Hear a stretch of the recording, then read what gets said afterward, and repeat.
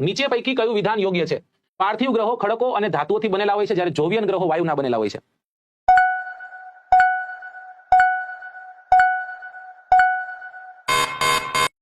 નીચે પૈકી કયું વિધાન યોગ્ય છે એવું પૂછ્યું છે.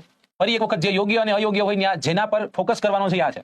પાર્થિવ ગ્રહો ખડકો અને ધાતુના બનેલા હોય, જોવિયન ગ્રહો વાયુના બનેલા હોય.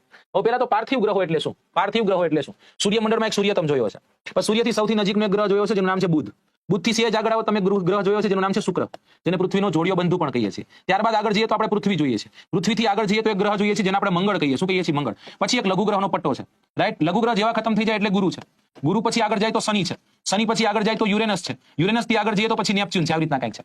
દોસ્તો, આ ગ્રહો જે આ લઘુ ગ્રહનો પટ્ટો છે, એ લઘુ ગ્રહના પટ્ટાના અંદરના આપણે જે આ ગ્રહોને આંતરિક ગ્રહોના નામે ઓળખીએ છીએ. કેના નામે ઓળખીએ છીએ? આંતરિક.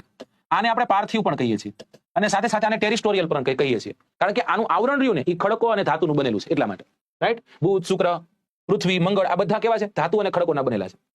જ્યારે ગુરુ, શનિ, યુરેનસ, નેપચ્યુન આ બધા જ ગ્રહો છે ને ગેસના બનેલા છે. એના બનેલા છે? ગેસના બનેલા છે. એટલા માટે એને આપણે કયા નામે ઓળખીએ છીએ? તો એ ગ્રહોને આપણે ઓળખીએ છીએ જોવિયન ગ્રહોના નામે. કેના નામે? જોવિયન ગ્રહોના નામે. જોવિયન ગ્રહો એટલે ગેસિયસ હોય છે ને સાથે સાથે એને ઓલી ટિયારા હોય, મતલબ કે એની ફરતે ફરતે વાયુના વાદળો છે આપણને જોવા મળે, અને જેને આપણે વલય કહીએ. શું કહીએ છીએ? એને આપણે વલય કહીએ છીએ. ઓકે.